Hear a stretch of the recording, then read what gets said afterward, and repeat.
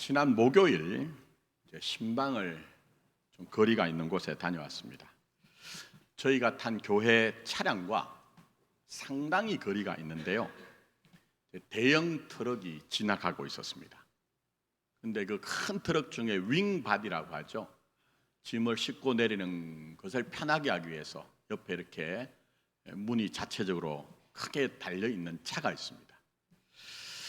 근데 그 대형 트럭의 옆면에 예수님 믿고 복 받으세요라고 하는 상당히 거리가 떨어져 있는데 그게 확연하게 보이더라고요. 제가 그분이 어떤 분인지는 알지 못하지만 저 운전하시는 분은 굉장히 신앙이 정말 대단하구나 하고 생각했습니다. 이렇게 전도가 어려운 시대에 저렇게라도 전도를 하고 싶은 갈망과 열망이 있구나 하는 것을 생각했습니다. 그러나 또 하나는 예수님 믿고 복 받으라 하는데 그 복이 뭘까? 그 복이 뭘까? 물론 당사자하고 얘기한 건 아니에요. 그러나 예상할 수 있는 것은 지난 세월 조국교회 강단에서 선포된 복은요, 현세적인 복이었습니다. 기복적인 복이었습니다. 쉽게 말씀드리면 경제적으로는 부자가 되고 신체적으로는 건강하고 마음에는 평안이 있다는 것이었어요. 평안이 있다, 예수 믿으면. 물론 제가 그것을 나쁘다는 것 아닙니다. 왜냐하면 인간의 필요이기 때문입니다. 가장 근본적인 필요이죠. 어느 나라, 어느 민족, 어떤 사람이든지 사실은 우리가 생각하는 복이라는 것은요, 부인할 수도 없고 부정해서도 안 된다는 것입니다. 그래서 이걸 조금 더 제가 전문적으로 말씀드리면 메슬로우라고 하는 사람이 욕구의 위계설을 얘기했습니다. 물론 저기는 이제 5단계로 되어 있지만 이분이 7단계, 8단계까지 얘기를 했습니다. 자, 그런데 보시면 욕구, 다르게 얘기하면 욕망입니다. 근데 우리는 욕구, 욕망 이렇게 얘기하면 좀 불편해요. 신앙적으로 좀 얘기하는 게 적절한가? 그렇지 않습니다. 잘못 이해해서 그래요. 성경은 우리의 욕구를 부정하지 않습니다. 자칫 잘못 이해하면 기독교 신앙을 그렇게 하면 금욕적으로 이해하거든요. 훨씬 더 풍성합니다. 기독교 신앙은 훨씬 더 풍성합니다. 그 정도만 여러분이 기억을 하시고 나중에 제가 기회가 되면 다룰게요. 자, 저 그림을 보시면 뭘 닮았어요? 피라미드를 닮아 있죠. 만약에 피라미드의 밑면이 무너져 있거나 없다고 하면 그 윗면은 세울 수가 없습니다. 그래서 이런 그림을 통해서 메슬로우가 얘기하는 건 뭐냐면요, 아래에 있는 하위 욕구가 충족되지 않으면 그 위로 올라갈 수 없다는 거예요. 상위로 올라갈 수 없다는 거예요. 이게 굉장히 중요한 개념입니다. 설교는 뭐 오늘 욥 얘기하자는 거지 메슬로우 얘기는 아니거든요. 그냥 이해를 위해서 간단하게 말씀드릴게요. 제일 아래는 생리적인 욕구입니다. 그러니까 생존에 관한 거예요. 생존에 관한 거. 먹고 살아야 되죠. 식욕 같은 거, 또 배변 같은 거, 그런 것들이 있다는 겁니다. 자, 그 다음에 위로 올라가면 안전에 대한 욕구입니다. 넘겨주시죠. 안전에 대한 욕구. 먹고 살만하면 그 다음에 어떻게 됩니까? 안전했으면 좋겠다는 겁니다. 물론 육체적인 안전뿐만 아니라 경제나 직업이나 우리의 마음에는 안정이 있었으면 좋겠다. 그렇지 않아요? 불안하면 힘들거든요. 불안하면. 자, 그 위로 올라가면 뭡니까? 사회적인 욕구인데요, 쉽게 말씀드리면 어딘가는 소속이 되고 싶다는 거예요. 소속이 되어서 사랑을, 애정을 주고받으면서 깊은 관계를 가지고 싶다. 교회도 마찬가지죠. 교회가 건강하면 이거 누릴 수가 있습니다. 우리가 좀 그런 것들로 이제 변화가 돼야 되겠죠. 자, 더 나가서 이제 4단계로 올라가면 존중의 욕구입니다. 그러니까 주변 사람들에게 내가 존중받고 내가 나 스스로 참 소중하구나 하는 것들을 느끼고 싶은 것이죠. 그리고 마지막은 자아실현의 욕구입니다. 내가 나로 완성되는 거예요. 누구와 비교하지 않고 나 자신 그대로 살면 된다는 겁니다. 자, 그런데 말씀드렸죠? 메슬로우 얘기가 밑에 것이 충족되지 않으면 위로 올라갈 수 없다 그렇게 했습니다. 그럼 제일 아래에 있는 그 생리적인 생존의 욕구를 성경에 나눈 말로 제가 변용을 하면요, 무엇을 먹을까, 무엇을 마실까, 무엇을 입을까 하는 겁니다. 그럼 메슬로우 얘기로 하면요, 무엇을 먹을까, 마실까, 입을까 하는 것이 해결되지 않으면 위로 올라갈 수가 없다, 이렇게 볼 수가 있겠죠. 자, 이 부분에서 여러분이 잘 생각하셔야 됩니다. 주님은 우리의 인간의 인간됨을 부정하지 않습니다. 많은 분들이 오해를 하세요. 내가 무엇을 먹을까, 마실까, 입을까 하는 것을 구하는 것이 신앙적으로 부적절하다고 생각합니다. 그렇지 않습니다. 주님이 무엇을 먹을까, 마실까, 입을까 염려하지 말라고 했어요. 염려하지 말라는 것은 거기에 매몰되지 말라는 거예요. 생존만을 위해서 사는 것이 아니기 때문입니다. 그래서 우리 주님이 우리의 이런 필요를 무시하시지 않죠. 그래서 우리에게 뭘 기도하라고 합니까? 일용할 양식 구하라고 하잖아요. 얼마나 멋집니까? 주님은 정말 멋진 분이에요. 일용할 양식을 구해라. 너희 천부께서는 너희에게 있어야 될 것이 이미 아시는 하나님이시다. 너희에게 공급하신다. 아니, 자녀들이 떡을 달라고 하는데 돌을 주겠느냐? 생선을 달라고 하는데 뱀을 주겠느냐? 구해라, 찾아라, 문을 두드리라. 그러면 멋지게, 아름답게, 대단하게 공급해 주신다. 이렇게 우리에게 말씀하고 계신 거예요. 자, 그러나 또 하나 간과하지 말아야 되는 게 있습니다. 우리 신앙이 뭐냐 하는 거예요. 만약 예수를 믿는다고 하는 것이 경제적으로는 부자가 되는 것이고 신체적으로는 건강하고 마음의 평안을 누리는 것이라는 것에 매여 있으면요, 메슬로우의 욕구 위계로 얘기하면요, 1단계 조금 더 넉넉하게 잡으면 2단계 안전의 욕구 정도예요. 그런데 신앙이 그렇습니까?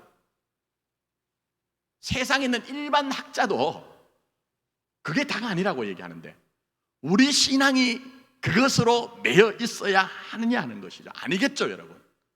설명 안 드려도 여러분 느낌이 오실 거예요. 그래서 우리 주님께서는 무엇을 먹을까, 무엇을 입을까, 무엇을 마실까 하는 것에 대해서 그것에만 염려하는 것은 이방인들이 그렇게 사는 것이니 너희는 염려하지 말고 기도하면서 먼저 그의 나라와 의를 구해라. 더 깊어지라는 거예요. 더 깊어지라는 거예요. 자, 그래서 메슬로우의 욕구 위계가 비판을 많이 받습니다. 그 가운데 하나가 뭐냐면요, 아까 보여드렸던 위계설이 딱 맞아떨어진 게 아니라는 거예요. 그러니까 아래 것이 해소가 되면 위로 올라간다, 그렇지만 않더라는 거예요. 아무리 아랫 단계가 해결이 돼도 위로 안 올라가는 인간들이 있더라는 거예요. 예를 들면 이 시대의 신은 만몬, 돈 아닙니까? 그러니까 우리 신앙의 가장 큰 어떤 대항의 세력은 돈의 문제거든요. 그러면 부자가 됐습니다. 그러면 넉넉해야죠. 근데 여러분이 세상에서 많이 보죠?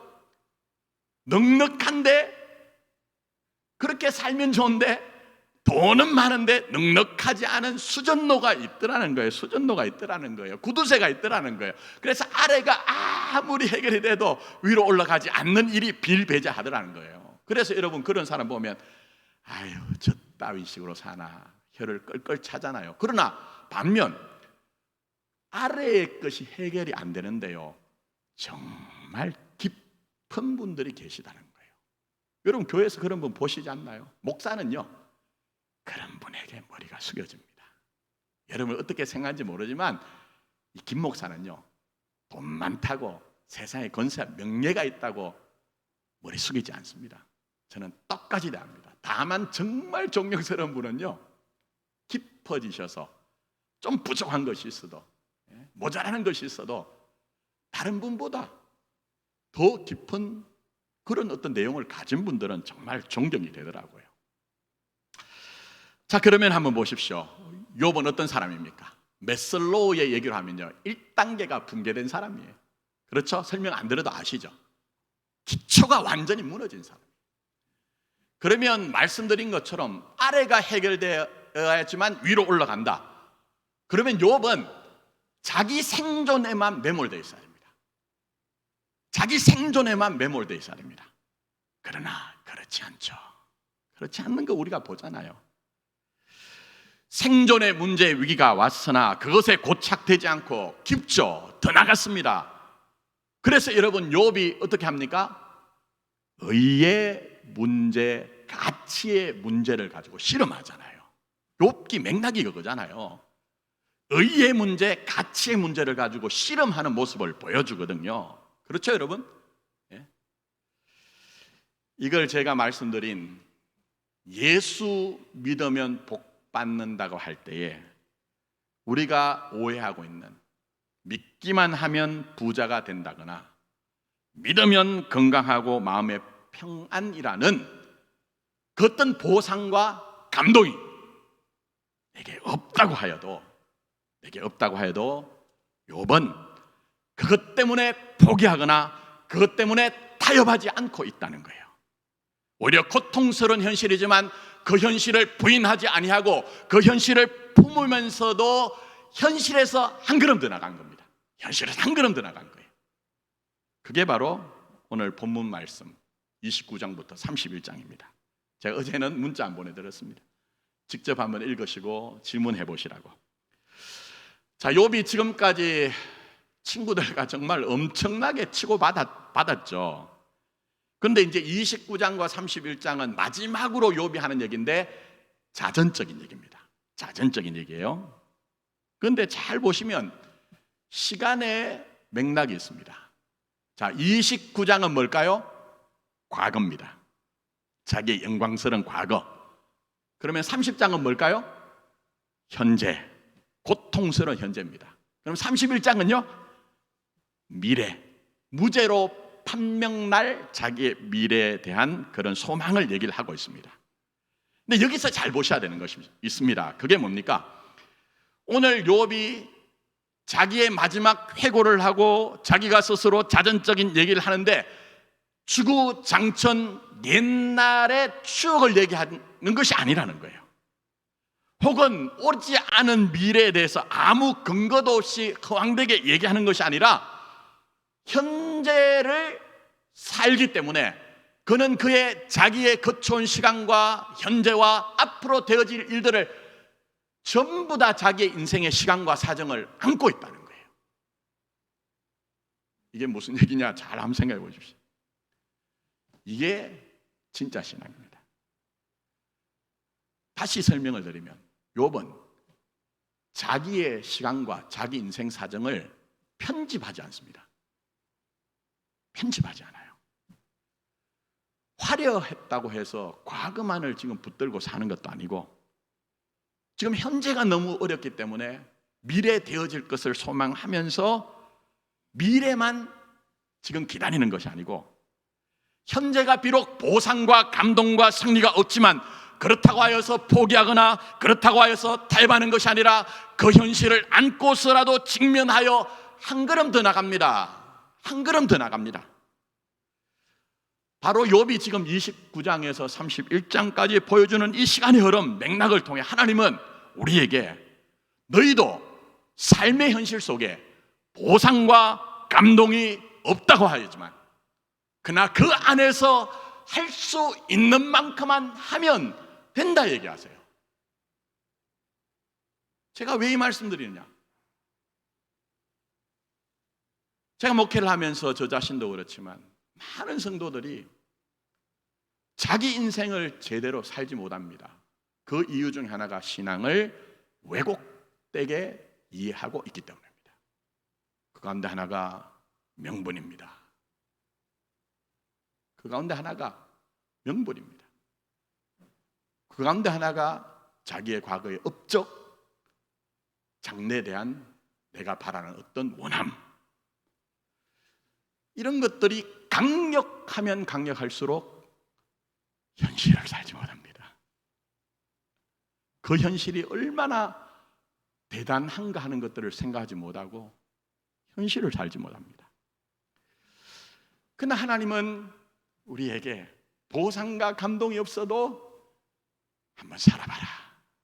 그게 대단한 것이다. 그게 어마어마한 것이다. 그렇게 말씀하세요. 자, 그런 점에서 욥의 자전적 얘기가 마무리되는 31장 40절 한번 가보세요. 그 앞에는 그냥 연결되는 말이기 때문에 제일 마지막에 한번 말을 보십시오. 굉장히 중요한 말을 합니다. 욥의 말이 뭐라고 하죠? 거치니라. 할 얘기 다 했다는 거예요. 자, 그러나 앞을 보시면 제가 히브리어 원문을 써놨습니다. 히브리어는 원래는 모음만 있고 자음이 없어요. 자음을 붙여놨는데 마지막에 욥이 자기 말을 거쳤다고 할 때 이 말은 맘이라는 얘기입니다. 타맘.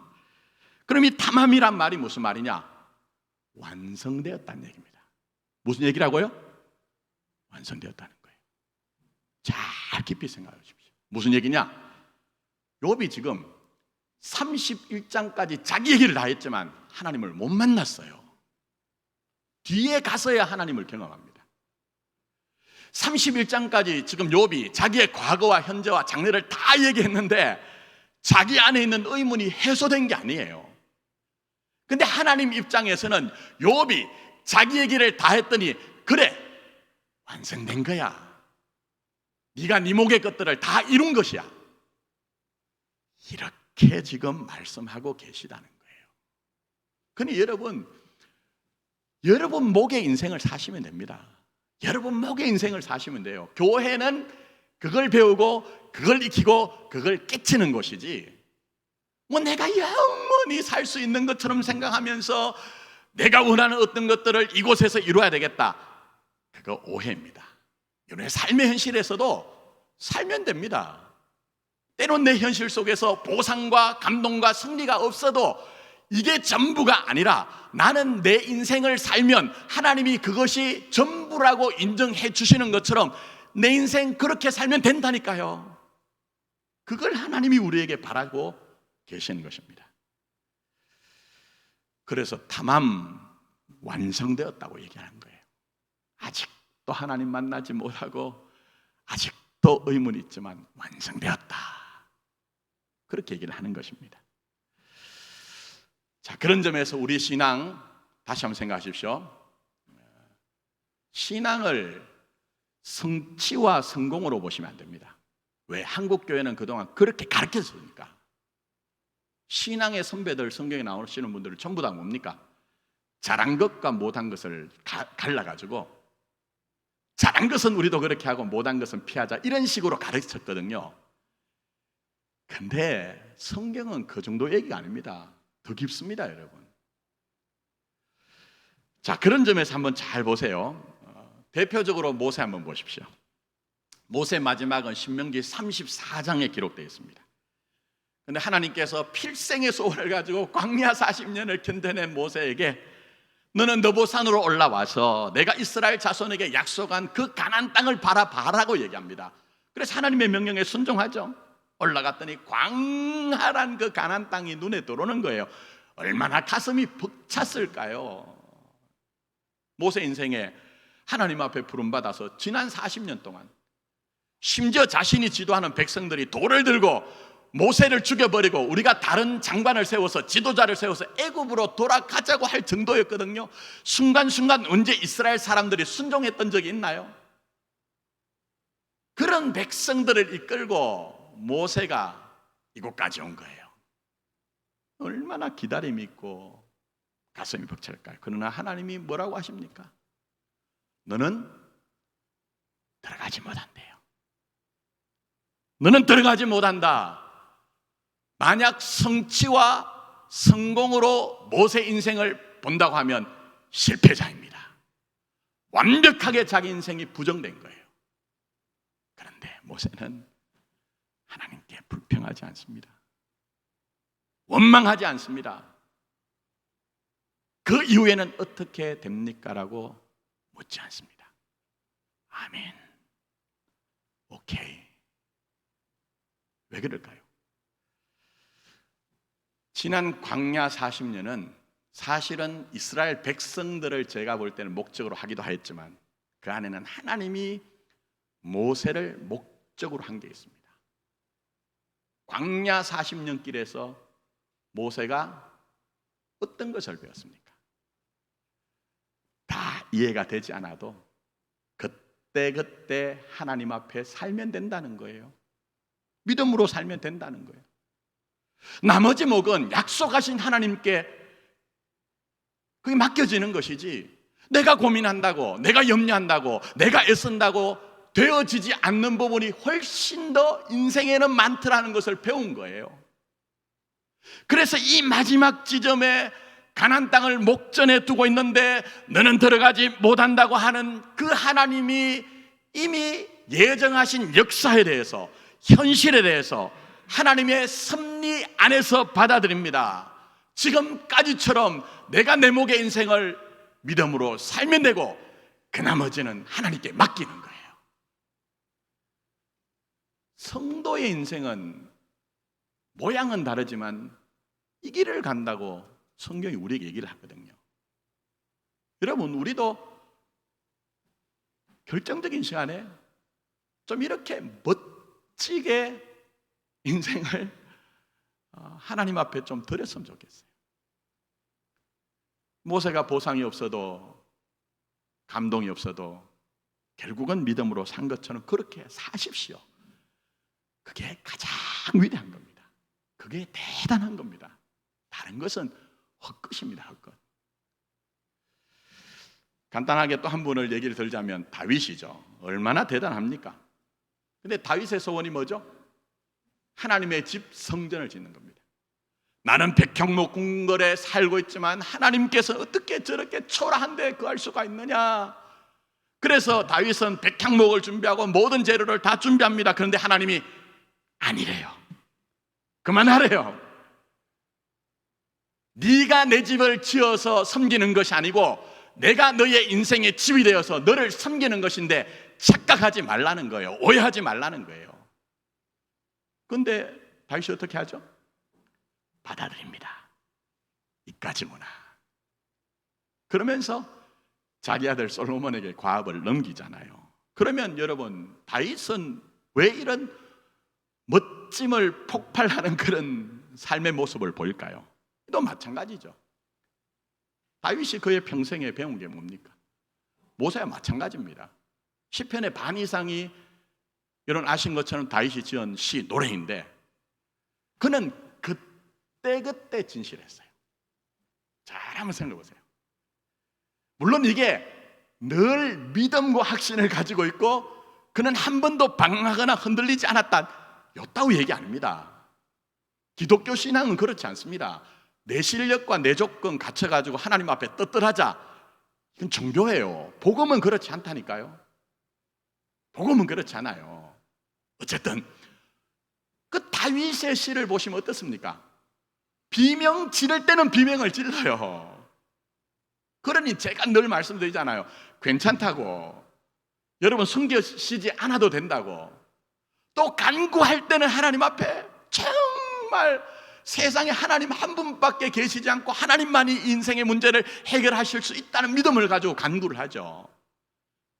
그때 산 거예요. 그때.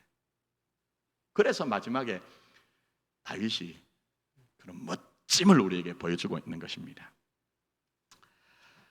욥도 마찬가지죠. 자, 29장부터 31장 말씀드렸어요.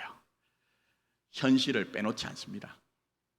과거가 영광스럽기 때문에 과거만 회상하거나 미래의 소망을 가지고 자기 자신을 밀어내는 것이 아니고 과거, 현재, 장래라는 시간의 흐름을 따라서 그 안에 있는 자기 자신을 인정하고 있어요. 심지어 욥은 현실이 보상과 감동과 승리가 없는데 그 시간조차, 인생의 사정조차 자기 것이기 때문에 하나님 앞에서 자기의 현실을 자전적으로 고백을 하면서 그는 한 걸음 더 나가죠. 그게 결론이 아니라는 거예요. 그래서 31장에 하나님이 반정하신다, 이렇게 소망을 얘기합니다. 자, 그런 점에서 제가 조금만 풀어드릴게요. 욥이 지금 29장에서 31장까지 얘기하는 거, 자, 29장은 과거라고 얘기했습니다. 읽어보신 분들은 아시겠지만 아릿합니다. 정말 아릿합니다. 현재와 비교해보면 그렇죠. 1절부터 6절은 경제적으로는 부유하고 안락한 삶을 그리워합니다. 그러나 돈만 많았다, 그게 다였다, 그런 얘기는 아닙니다. 절대 그런 얘기는 아닙니다. 자, 그래서 7절부터 10절 한번 보십시오. 29장 해설하는 시간은 아니에요. 나중에 새벽 기도 시간에 제가 이건 다 해설해드리고, 지금은 느낌만 여러분이 아십시오. 그때는 내가 나가서 성문에 이르기도 하며 내 자리를 거리에 마련하기도 하였느니라. 나를 보고 젊은이들은 숨으며 노인들은 일어나서며 유지들은 말을 삼가고 손으로 입을 가리며 지도자들은 말소리를 낮추었으니 그들의 혀가 입천장에 붙었느니라 얘기합니다. 무슨 얘기죠? 경외심을 일으킬 정도로 존중받았다는 거예요. 경외심을 일으킬 정도로 존중받았다. 그게 21절에서 25절에 또 반복이 되고 있습니다. 근데 이런 사회적인 존중은 말씀드린 것처럼 부자기 때문에 그런 것은 아니에요. 여러분도 부자기 때문에 존중하나요? 그렇진 않잖아요. 11절부터 20절에 뭐가 나오느냐? 빈궁한 사람과 소외당한 약자들을 아낌없이 도왔대요. 멋지죠? 멋지잖아요. 근데 17절 한번 보십시오. 센 얘기합니다. 자, 17절. 불의한 자의 턱뼈를 부수고 노획한 물건을 그 이새에서 빼어내느니라. 무슨 얘기죠? 욥은 자신이 불의를 용납하고 정의에 눈 감은 게 아니라는 거예요. 그러니 정의에 대해서는 살아있고 약자에 대해서는 따뜻한 욥이었다는 거예요. 우리는 많은 경우에 센 사람에게는 약하고 약한 사람에게는 세게 나가잖아요. 근데 그렇지 않다는 거예요.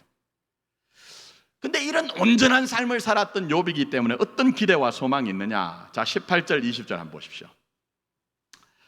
내가 스스로 말하기를 나는 내 보금자리에서 숨을 거두며 나의 날은 모래알같이 많으리라 하였느니라.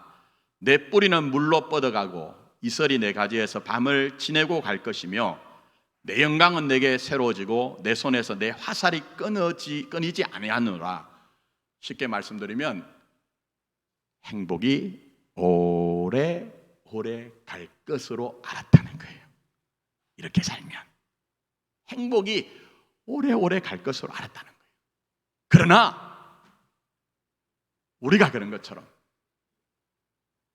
현실은 우리를 등집니다.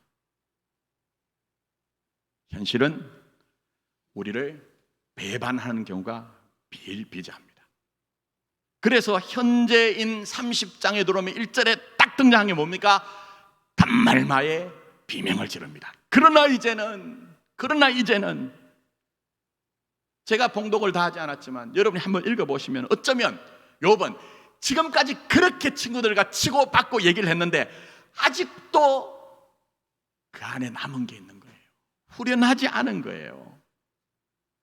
과거가 영광스러우면 영광스러운 만큼 현실과의 간격이 더 날카롭기 때문에 그러나 이제는이라고 한숨을 짓고 있다는 생각을 지울 수가 없습니다.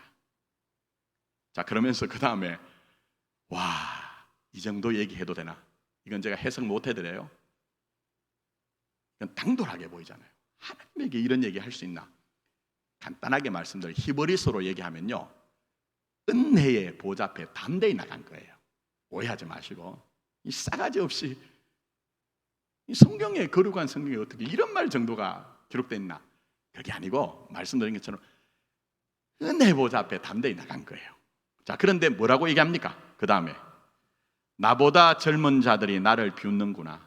그들의 아비들은 내가 보기에 내 양떼를 지키는 개 중에도 둘만하지 못한 자들이라. 아주 험하죠. 과격하죠. 왜 그렇습니까? 과연 그렇게 존중받았는데 이제 친구들조차 자신을 무시하는 현실, 그게 너무 한심하기 때문에. 여러분 그렇지 않습니까? 없어도 삽니다. 없어도 삽니다. 그러나 무시당하고 살기는 참 어렵습니다. 무시당하고 사는 것은 참 버겁습니다. 그래서 욥이 울컥하면서 막말하는 것처럼 보여지는 거예요.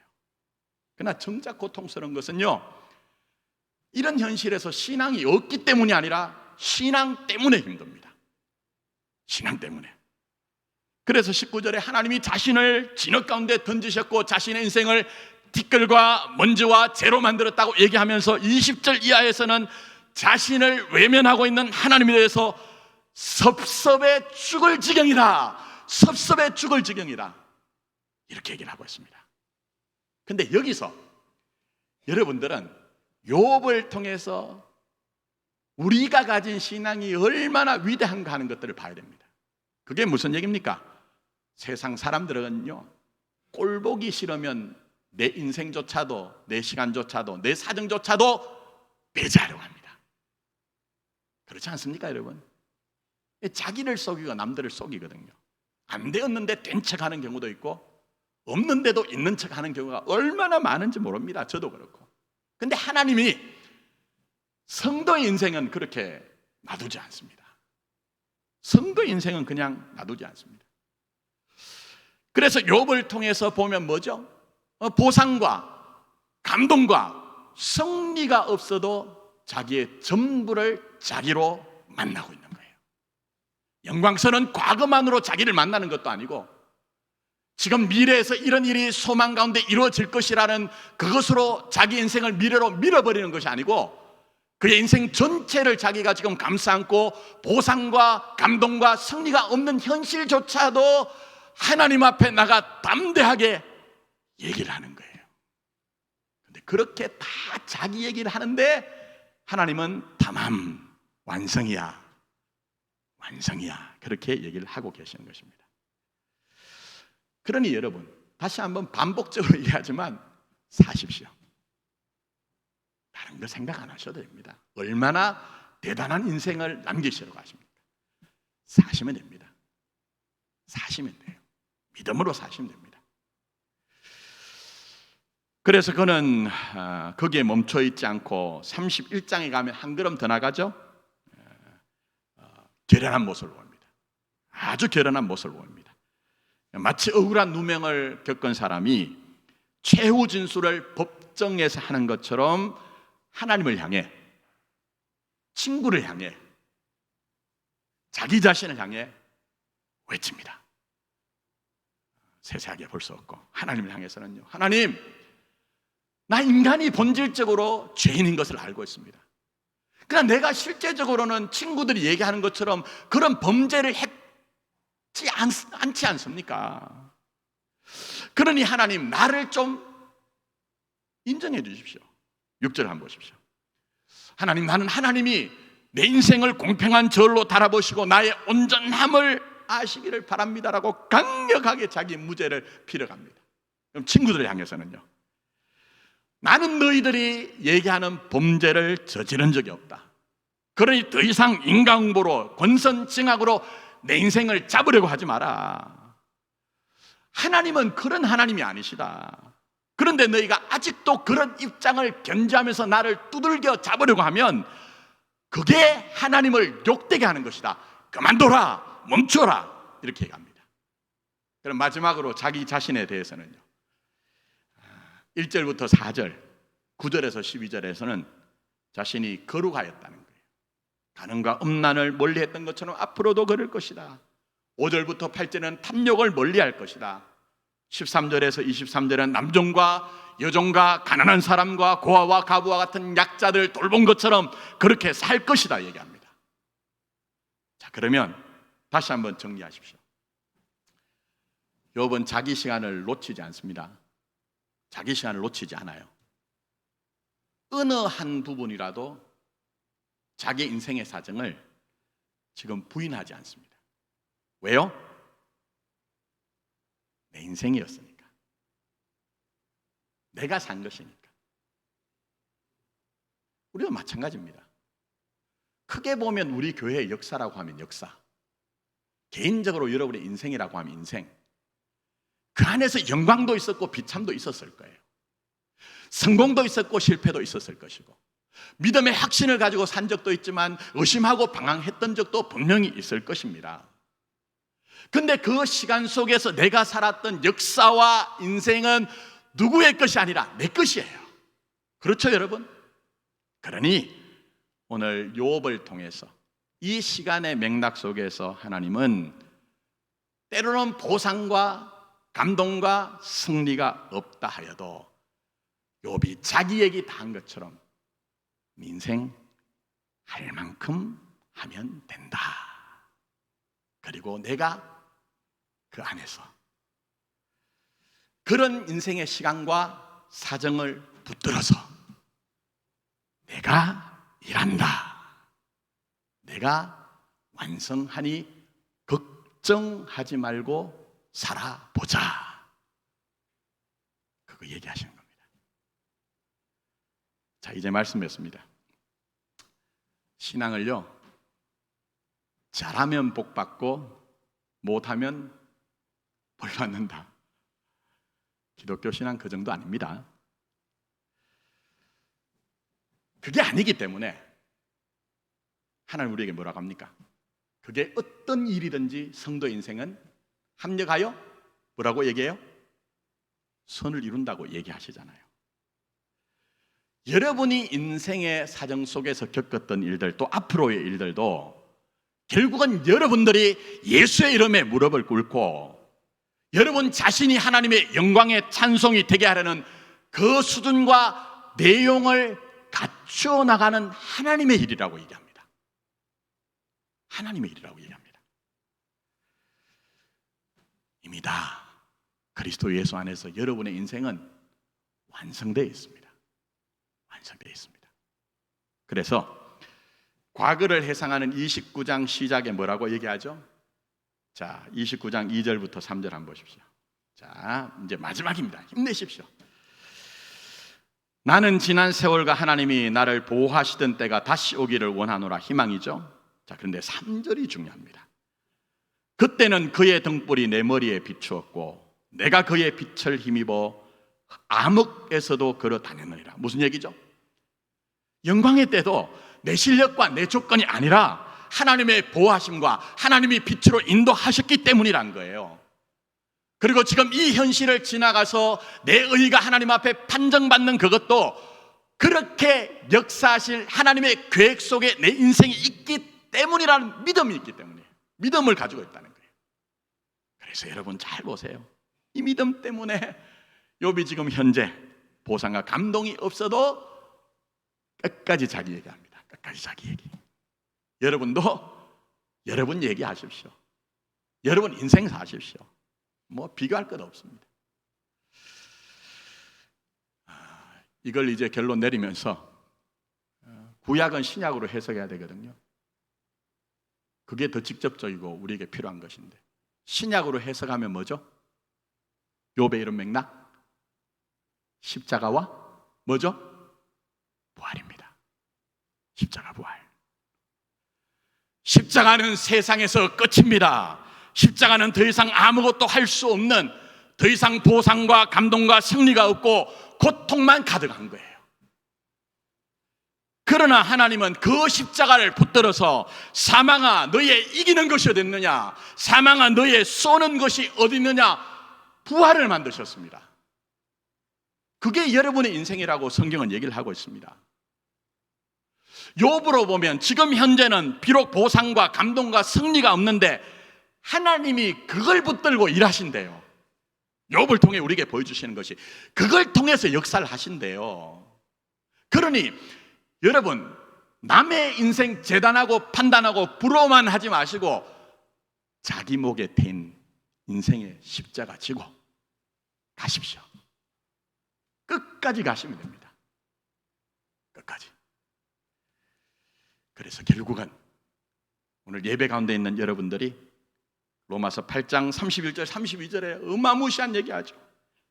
그런즉 일에 대하여 우리가 무슨 말 하리요? 만일 하나님이 우리를 위하시면 누가 우리를 대적하리요? 자기 아들을 아끼지 아니하시고 우리 모든 사람을 내주시니가 어찌 그 아들과 함께 모든 것을 우리에게 주시지 않겠느냐 얘기합니다. 그리스도 예수 안에 하나님은 다 주십니다. 세상의 어떤 보상과 감동과 승리 정도가 아니고요, 아들을 죽여서 이루신 그것을 다 주신대요. 그래서 세상에서 어떤 것도 그것을 끊어놓을 수가 없고, 세상의 어떤 것도 대적하지 못하는 우리 인생의 전부가 예수 그리스도의 사건이라는 것을 깨닫게 하신다는 겁니다. 그러니 말씀 맺으면서 사는 대로 사셔서, 믿음으로 사셔서, 사시면서 나중에 천국 가는 정도, 그게 우리 기독교 신앙의 전부는 아니거든요. 사시면서 그 복을 확인하고 그 복을 누리시는 저와 여러분 되기를 예수님의 이름으로 축복합니다. 기도드리겠습니다.